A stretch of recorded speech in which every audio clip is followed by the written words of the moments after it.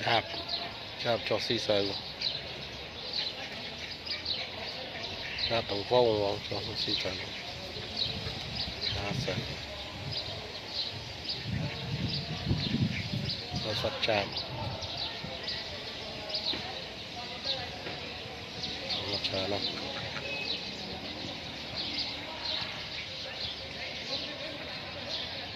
cho nó chờ nó vông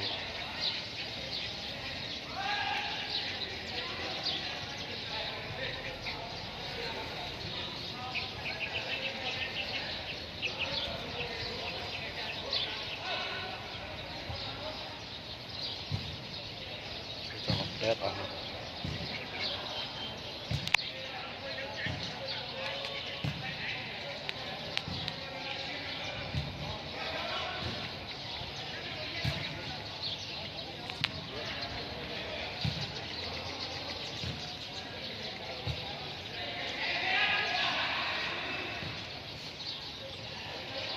Nó khai vô sạch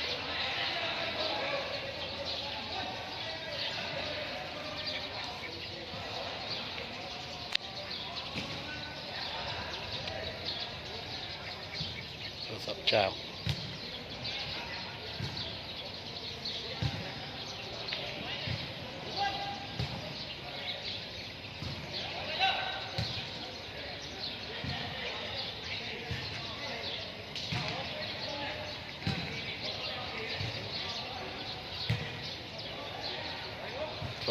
cho trở lại nó xì xờ rồi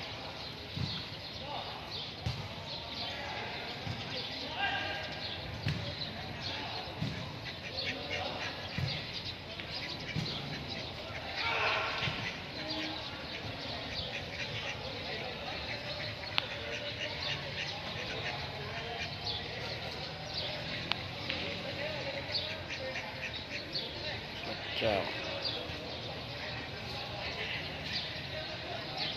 nó xí ra mà bay buông ai ở sợi này chào xí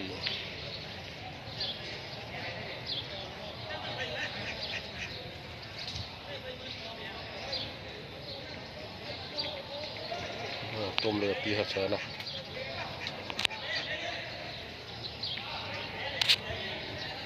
rất là chào tôm lửa tia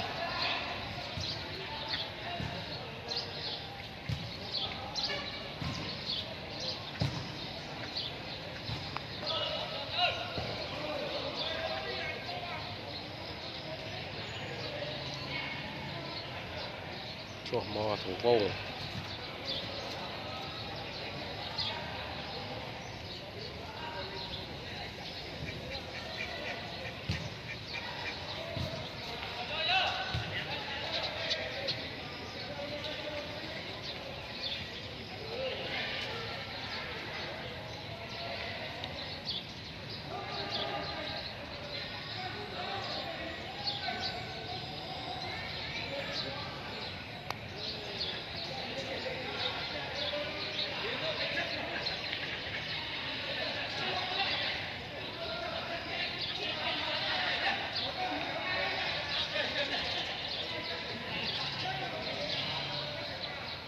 sợ chạm cho mò đi sơi quá